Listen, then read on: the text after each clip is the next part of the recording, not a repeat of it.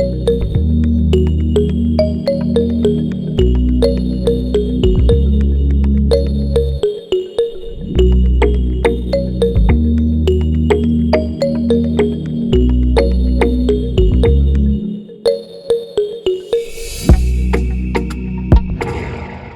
welcome to Beyond Belief Sobriety. This is a podcast and community for people who are seeking or who have found a secular path to recovery from addictions of all kinds.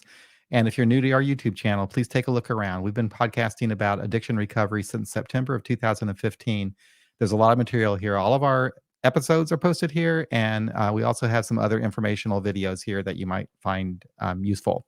So what we do here is we interview guests, and I have a guest today I'm really excited about talking to.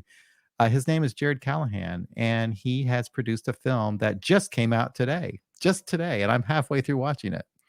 And the film is called Clean Slate, and it's about a couple of friends who are in rehab, and they are making a movie together. Pretty cool. Anyway, I'm going to bring Jared out right now to talk about this amazing film. Jared, how you doing? Good, John. Good to be with you. It's great to have you here. So I don't even know where to begin. I just started watching this film, and it triggers a lot of emotion in me already. But it's so interesting because it's a film about two guys making a film. Right. Let's go back, I guess, to how did this ever happen to begin with? How did you meet these guys, and how did you get the idea of doing this film? Yeah, I was showing another feature documentary at the Atlanta Film Festival. And I think I was speaking on a panel about filmmaking. And afterwards, people come up and talk to you. And two guys came up to me and said, "We've got a great idea for a film." And I was like, "Yeah, those never work out well, right?" You go, "I'm booked for the next 3 years. Thanks." And over the course of the conversation, one of them was Cassidy. And we just agreed to go to coffee. And I thought it'd be 45 minutes and just touch and base. And, 2.5 hours later, he told me his whole story, and it was amazing. And I really fell in love with Cassidy's heart. He's really genuine, and he's just really passionate about filmmaking and really wanted to give it a go. So I agreed that I would come out and see the residential facility that they were living in, that he was living in. And again, I thought I was going to go for an hour, and 6.5 hours later, I saw everything they do, the multiple companies they run, what they offer the men. It was an all men's facility. Right. It was outrageous. It was really something. And they wanted to work on becoming filmmakers and starting a film company. Oh, that's my cat. Okay. And I started working with them, and we started talking through projects and what films could be. And we wrote a feature film script idea. And, those are really hard to produce and too much work. And they decided to make a short film. And as they did, I realized, oh my goodness, one, this is going to take a lot of support. But two, making films is hard enough. But telling a story in recovery is just a whole nother world. And so I kind of hedged my bets and thought, well, we'll film ourselves doing it. We'll film them doing it. And then Right. slowly I become more and more involved in helping. And it's just a way to capture the craziness that ensues in the film. You're halfway in, and wow, it just becomes even more. So they're making a film that's called On the Fence, Right. which is going to be about the first step of AA, Yep. about someone who's making a decision, I guess, to whether or not they're going to get help. And you're filming them as they go through this process, and also helping them make Yeah. the film. It was a lot. By the end, no spoilers, but by the end, I end up kind of becoming a character by the end. Oh, really? And that was not on purpose. I edited myself out as much as I could. But Okay. as we were there on set, there were times as things go poorly where I was kind of wearing two hats, and I'm trying my best to help support them. But also, I wasn't doing it for them. They made a movie. And so it's sink or swim at parts that get tough. And so also at the same time, I'm answering questions about the documentary and how to film that. So I will never do that again. It was a really tough and terrible couple of days of filming with them. But in the end, I just think it made for a really raw. They're really vulnerable. They were great subjects. And I Yes. feel like as a documentary filmmaker, a lot of my job is creating a safe environment where people that are from different walks of life or have different stories or disagree. I disagree with things that they think. It's not my job Right. to interject those things. I was trying to put a mirror up to who they are to show both them and the world kind of like a portal into this aspect, the season of their life. And it worked really well. They were really great, and the community was really great. And as you know, people who work in recovery circles, like they would laugh really hard and they would cry really hard. And I asked one time, and Josh said, well, if we don't laugh, then we would cry every day. Like Yeah. it's kind of both sides of the same coin. And in that, they are not pretending to be perfect. They are very real people, real with their things that they're great at, and real with their flaws or the things that where they've been wounded or wounded others. And it makes for this really honest environment. And I just think they were ready to have people hear their stories. What I find so fascinating about this whole thing is the recovery that goes behind this. So Mm. I believe that it's important for a person in recovery to have some sort of purpose. That if you're going to be in recovery, you want to recover something. Right. And in Cassidy's case, I think that you were showing like film clips of movies that he made as he was growing up, right?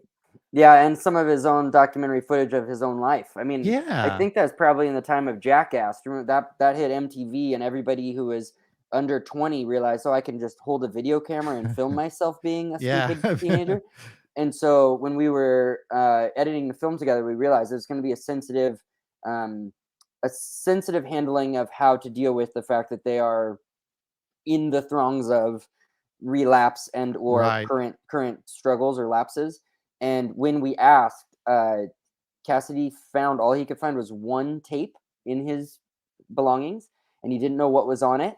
And he gave it to us. And when we got it converted, we got 45 minutes of Wow. the most amazing. It was unreal. So we slowly edited it down to 15 minutes to 10 minutes to 5 minutes. And I think in the film it's like 32 seconds or something. But it was really wild to have a glimpse into the dark days for someone, and they just happened to be holding a video camera the whole time. So this is a passion of his. Yeah, he's a filmmaker. That guy, he was editing me. He was emailing me today a script to give edit notes on. He is not stopped. When he is in a healthy spot, he channels all the things that are going on in his brain and his heart, and he channels them into poems, song lyrics, or scripts. So he's working as we talk right now on his next one. So this is something I can't even remember what they call it, but this is something that smart recovery advocates is for somebody in recovery to want to maintain your sobriety or your recovery, whatever, is to have some sort of a creative interest or passion, you know, that kind of motivates you to want to stay sober. And this could be that for him. Um, okay, so he's in treatment with his friend Josh. So did they know each other before they went into rehab? No. Okay. So they met while they were there. And did Josh have a background with making movies, making film? Yeah, Josh attended film school Oh my for gosh. a while. Yeah, Full Sail in Florida, I believe. He loves it too. He's a camera person.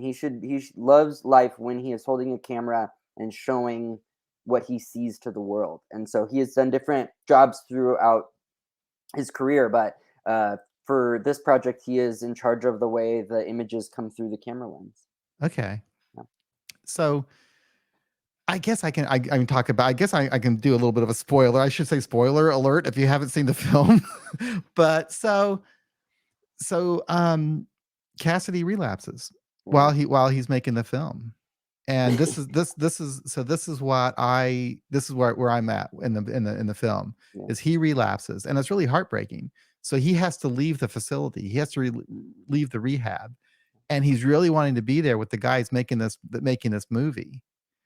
And he's really struggling out there on the outside, but it looks to me it looks to me like he's staying clean anyway. And anyway, he gets to come back. I don't know. I don't know what happens at this point. So I guess I'll find out after I talk to You you. hope he comes back. That's what I guess I do hope he comes back to make the film.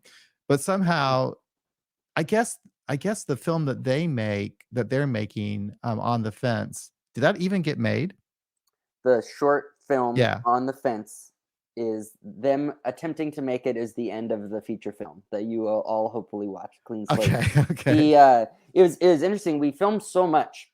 Well, one, yeah, when he relapsed, it was heartbreaking. It was brutal. Yeah. I have people in my life who are in recovery, but when you have someone that you are that close to by that point, it is really you take it personal. You know, Yeah. like things start going through your head, like what could I have done better? How could I have helped? And that's pre me really understanding to view addiction as a disease. And people have asked what I hope people get out of this. Well, there's lots of things that you can get out of this film depending on where you come from.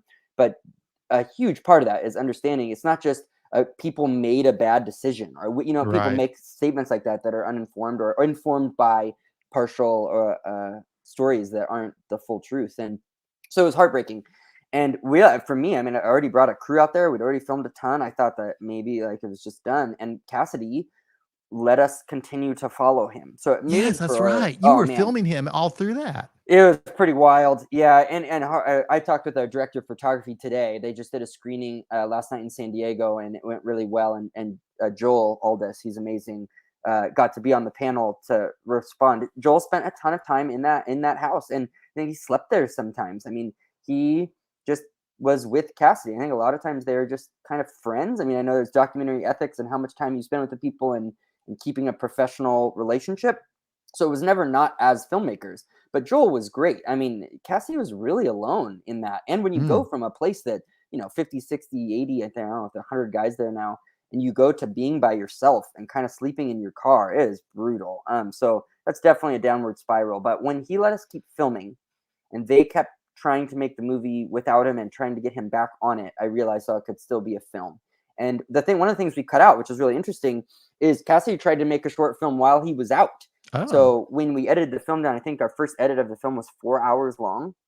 And, the film that we released is an hour and a half or so. There was a whole storyline where he wrote a script. He tried to borrow a camera and get his parents to act in the script, and kind of fell apart because they were great to have us film the film, but they're not actors. They want to act in a story about his own current happening relapse. And some of it was really amazing, and it'd be great in an episodic thing. But if you're trying to put it in a one feature film, it's something that we ended up cutting out. But it was interesting to see the way that even when Cassidy was at his lowest, during the downward part of a spiral, he was using creativity to help bring him back to health. Well, I was so engrossed in the film that I forgot that there was even people filming him as he was doing that. I'm just totally into him Yeah, being away from his friends in rehab. that's a And I'm huge compliment to a filmmaker. I'm not even thinking that you're right there with him filming him Yeah. as he's going through that. Yeah, sometimes I think we've asked my next question about, did you record everything and then figure it out, or do you ever take time where you put the camera down? And I think that those are different documentary ethics and filmmaking styles. And I think that I've worked as a feature filmmaker now for 10 years, and I have a body of work that's amassed between short and feature films, and I can look back at it and realize that in some moments on every project, I've put the camera down on purpose, because it's relational. Filming's relational, and them trusting me. It's not just that I filmed everything and put a camera in their face and then made a decision later to cut it out. It's that also while I'm there, I'm being sensitive to the relationship and them and the story that we're going to tell and the whole thing that we're building.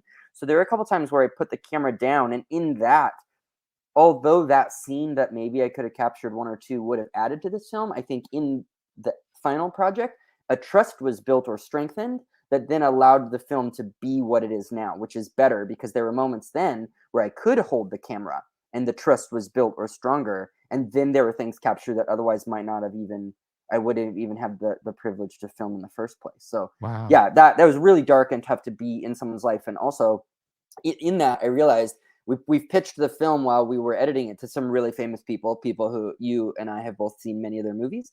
And like for some of them, the response was, "Oh, this is very personal to us. We'd like to make the story, but we'd like it to be doctors in white coats explaining the science." And it's just, could we make your movie that? And our answer by the end is like, no. In the world of recovery stories to tell, there are thousands, tens of thousands. The corner that we found is to humanize the subjects. We don't need them to go visit doctors and try and fix them, right? Like that's a different tact and not the story. Our story was, maybe if you journey with them, you can add empathy to your life because you can see from their own experiences and their own words what it's like to be them and what it's like for them to be daily, hourly, minutely working on being healthy and staying sober. Oh, yeah. When I was watching this, I was picking up on things that would help, I guess, the public learn more about just the complexity of being addicted and Yeah. trying to get off of drugs. First of all, the law. they get arrested. We get Yeah. arrested and get thrown in jail. Yeah. And I think Josh was given the opportunity of either going to the rehab where he's at or going to prison. 10 years. And Yeah. yeah, so he ended up in the rehab. So you get that, and you get it from their own. They're telling the story. They're telling about these things that happened to them and why they got arrested, what they got arrested for. You get to see the homes that they're living in, the environment that they're living in. So I think that seeing it from that perspective is a lot more valuable than just having a Mhm. guy in a white coat talking about addiction and what happens to your brain and stuff. I mean, that's useful information, but that human part of connecting with the people and what they're going through is really helpful. Yeah, you said it perfectly. It was an honor to get to be in those places that we got to hold the camera, and it worked well to the point where when we were doing test screenings of our film while it was still being shaped, we did a test screening in San Diego, and a woman came up to me, probably middle aged, and said, "My brother has been struggling with addiction and mental health, and for the last 10 years, he's been cut out of my family." And Mhm. I realized by watching this what's going on in his head that I didn't understand before. I realized that I need to forgive my brother, and I'm excited to show Clean Slate to my parents because I think we could work on reconciling our family. And I was just like, okay, like just crying. So you liked it? Like how do you ingest like all that people are going through? But then like for audience members in different ways, it holds a mirror back up to what you've been through, and you feel seen. And it's not exactly you, but you feel seen by the things that many people that we've talked to have been through, and then they're here and they're presented so naturally and real and raw, and not through like a sympathetic lens. It's just a very real telling of what's going on. And I think that is a real gift. It's been a real gift to Josh and Cassidy and the people related to them, friends with them, the people who have seen it, and then people who have no idea who they are really edified by the way Clean Slate handles the subject by handling our subjects with grace. Right. Yeah. And you did include that, Cassidy realized, that he also has mental health issues, Yeah. and that goes hand in hand with addiction a lot of the times. Yep. And it's interesting that you were contacted by a family member. And it's really difficult for a family member of someone who is struggling with addiction or mental health. And I happen to be in both sides. I've been a person in addiction to alcohol who had a family that was dealing with me and Mm-hmm. my craziness. But then I also have a brother with schizoaffective disorder Mm. who's out on the streets and have had struggles trying to help him. And the two situations, whether you're just an addict or a person with mental health issues, it's so difficult as a family person, as a family member to try to help that person. And the laws that we have on the books don't make it any easier.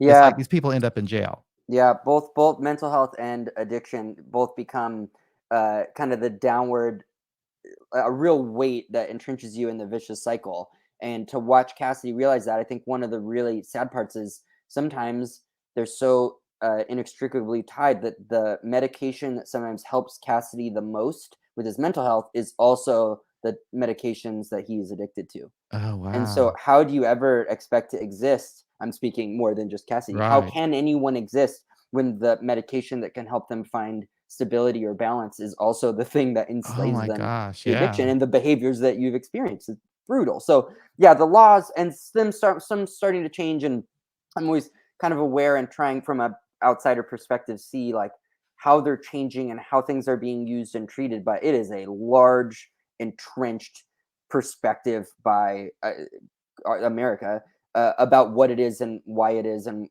it's not all wonderfully informed. And it doesn't seem like the laws can change overnight to get to No. a place where we could stop criminalizing people who need a doctor and who need a community. And it is a long process, but a multifaceted approach. And that's why I Yeah. really appreciate the recovery communities in the that we've experienced in the way they value community and the way they value a multi-pronged system. It's not just one thing's going to solve anything. There's no golden ticket.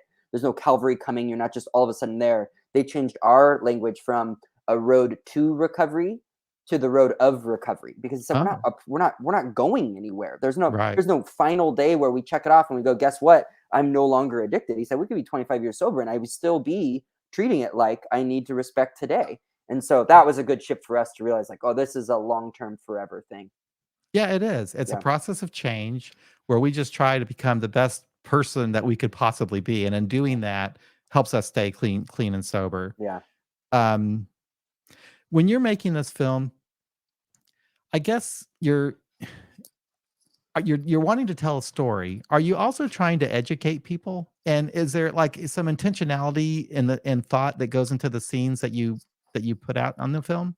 Yeah, we were careful. Like there were just someone wanted to put more statistics in it or to break it up with facts. Yeah. And we put one at the beginning of the movie Okay. just to give a little context, right? Okay. But in the end, like letting you really take as many barriers as away that could keep you from, like you said, feeling like you're just there in the room, like the Mhm. camera goes away, the camera people go away, I dissolve into you were there with them, and by the end it keeps going, you will just feel like a fly on the wall to this story. That's the best thing I could do as a filmmaker, or at least there are other kinds of films and I could try and do other ones where my voice is louder or there's a narrator or there's more statistics or graphs. But for this film, the best way, and I've watched a lot of those, the best way for this film was to just say, these are the guys, this is the reality in this time. We hope things change, but for them, this is your community. These are your neighbors. These are the people who are your family and your neighbors. And so, what does it mean to be, like you said, the best version of yourself today in those situations? So, yeah, I'm proud of the way this one turned out. And again, I'm looking back at the things I've made.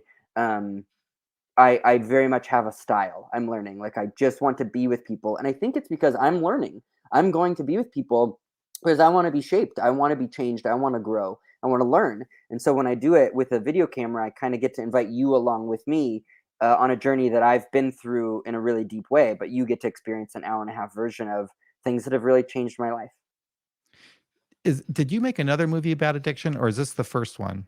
This is the first one. I helped finish the short film, and then we are now Okay. taking these ideas and doing a podcast pitch at a really high level, which is really cool. There's some fun Oh, ideas that I can't talk about yet, but okay. we are working through some creative ways to blend the worlds that are sometimes described. They condense them down to like self help, or but like something that helps people better themselves, Right, combined with some really good storytelling that does that. So it's not just me doing a podcast as many have been done about talking with specialists or doctors. right. It's no, what if I write some characters that are going through some stuff that provide Awesome. the audience access to what's going on.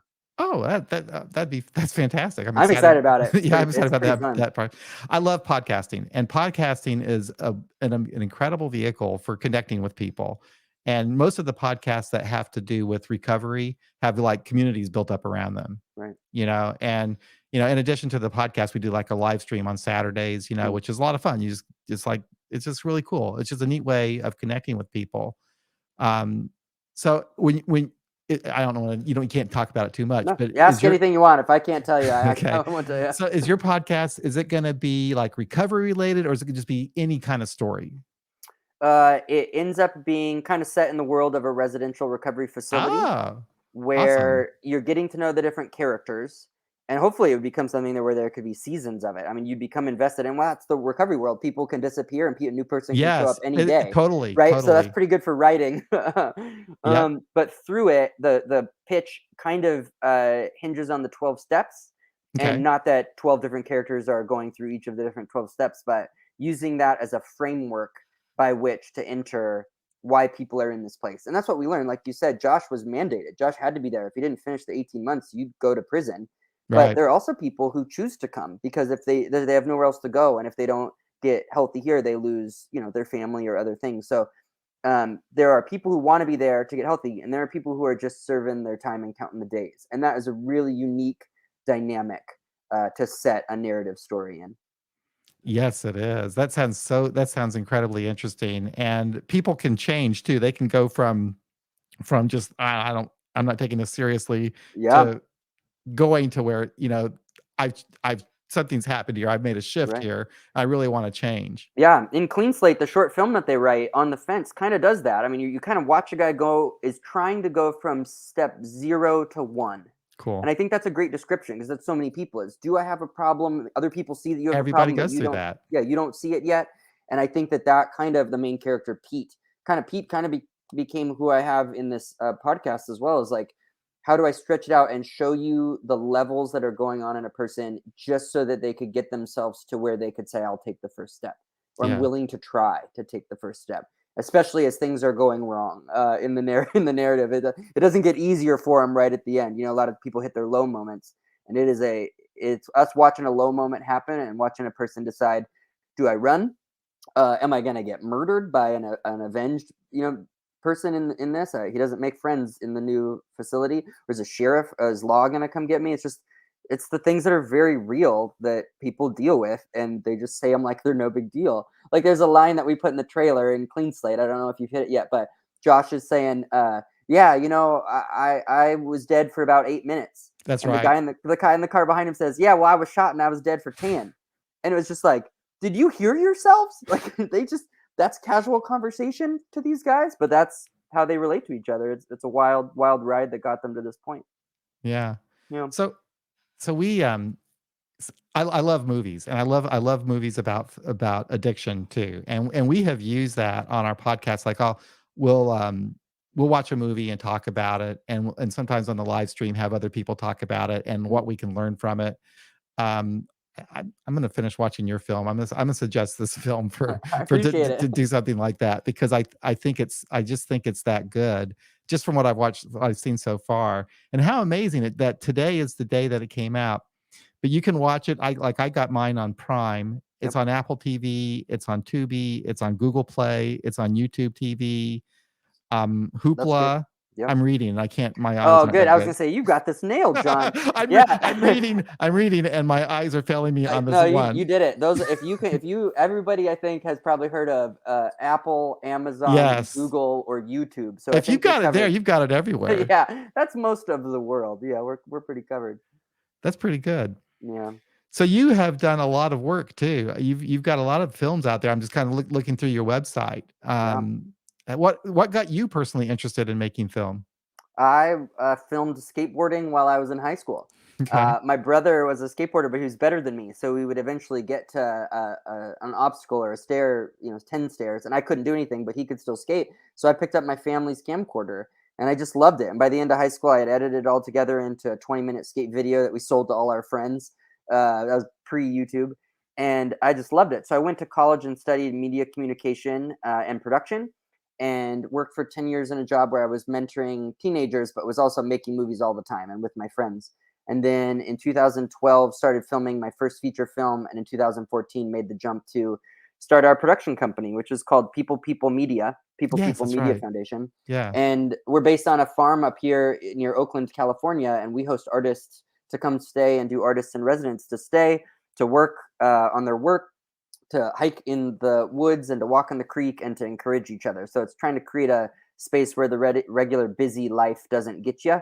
And then also we've made a lot of movies. So now I've been doing that for, since 2014, and it's really fun life. I love it. Peoplemedia.com is where people can Yeah. find it. All our short films are listed and the other features are listed there too. But all the shorts are free, so you can see a lot of the work that we've done over the years.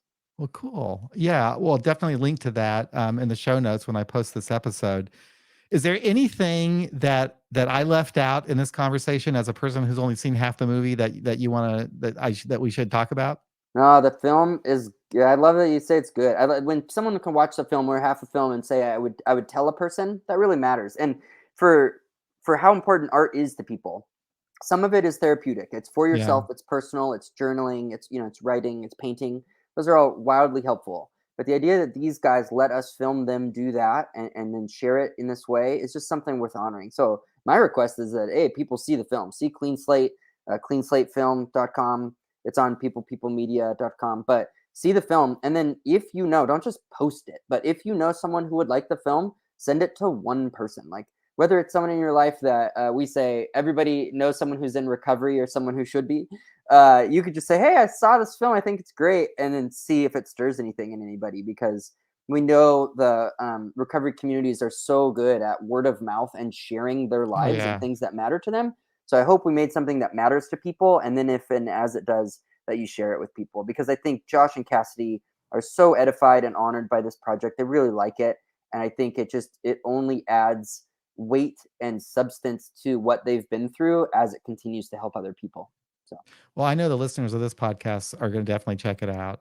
It's definitely something that's right up our alley. So thank you very much for bringing this to us. I really appreciate it. It's been great talking with you, and best of luck and everything that you do. I'm going to follow and check some of these other films out. Looks great. I appreciate it. Thank you, John, for your time, and then enjoy the second half of the film. I I hope will. I'm it looking lives forward up to it. and gets you. Feel free to email me or call me about it if you want to talk about the All second half. right. I'll just chat with you. All right. Thank you. Take Thank care. you.